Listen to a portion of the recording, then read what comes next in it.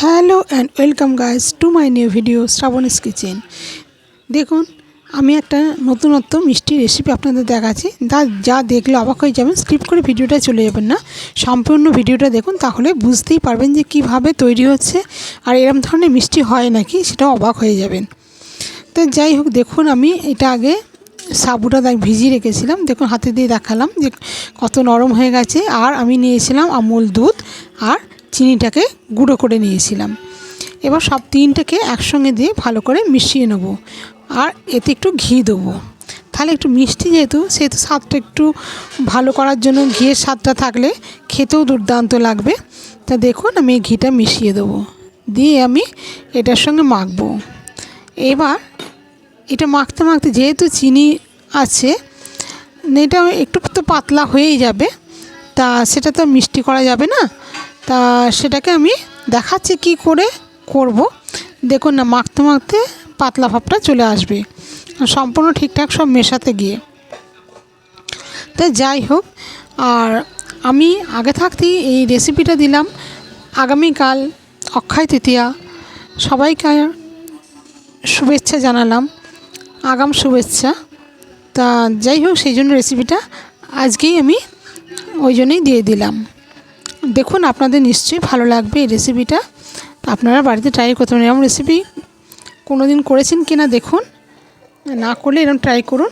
অসম্ভব খেতে হয়, আর রেখেও অনেক দিন খাওয়া যায়, এত সুন্দর হয়ে যায় এটা চিন্তা করতে পারবেন না। এই যে পাতলা ভাবটা চলে এলো, এইটাতে আমাকে এবার একটু ব্রেক করে নেব। ব্রেক বলতে কি, কিছুর উপর বসিয়ে না, ডাইরেক্টই করেছি। তা প্রথমে বাটিতে আমি একটু ঘি মাখিয়ে নেব। ঘি মাখিয়ে নিয়ে, এটা সব যেহেতু মিষ্টির ব্যাপার বানেই ঘি, তা সেই জন্য এই ঘিটাকে বেশি করেই দিয়েছি একটু, নিয়ে ভালো করে মাখিয়ে নেবো। আর যাতে কামড়ে না ধরে, সেই জন্যে ঘিটা একটু বেশি পরিমাণেই দিয়েছি। দিয়ে এবার আমি সবটা ঢেলে দেবো। যেরকমভাবে কেক ব্রেক করে ওই টাইপের আমি ব্রেক করিনি। এটা ডাইরেক্ট আমি বসেছি, কিন্তু যেরকমভাবে বাটি ঠুকে নিয়ে কেকটাকে হাওয়াটাকে পাস করাতে হয়, এটাকেও ঠিক তাই করতে হয়, না হলে এক জায়গা হয়তো ফুলে উঠবে বা সমান হবে না। তা যাই হোক, আমি দেখাচ্ছি। আমি খুব বেশি একটা ব্রেক করব না, মিনিট 2-3 মতন ব্রেকটা করব। আর এটা আমি ডাইরেক্টই বসিয়ে দেবো। ডাইরেক্ট বসাবো এই কারণে, ওই জন্য ঘিয়ের পরিমাণটা একটু বেশি দিয়েছি, যাতে কামড়ে না ধরে। আর এটা আমি সঙ্গে সঙ্গে সব কিছুই করে দেখাচ্ছি, এটা কোনো রেস্টের ব্যাপার নেই।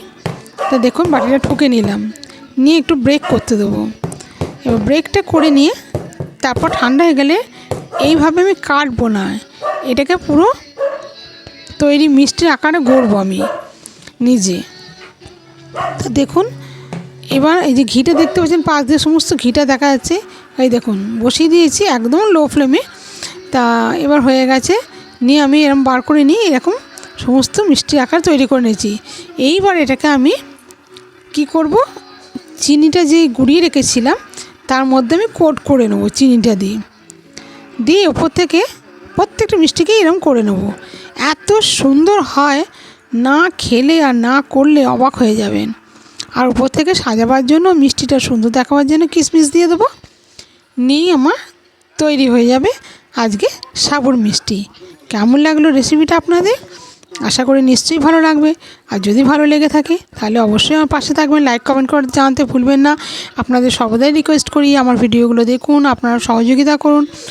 আপনারা সহযোগিতা করলে, কমেন্ট করে জানালে আমি আপনাদের সামনে আরও নিত্য নতুন ভিডিও দিয়ে দেখাতে থাকবো। আপনাদের আশা করি ভালোই লাগবে।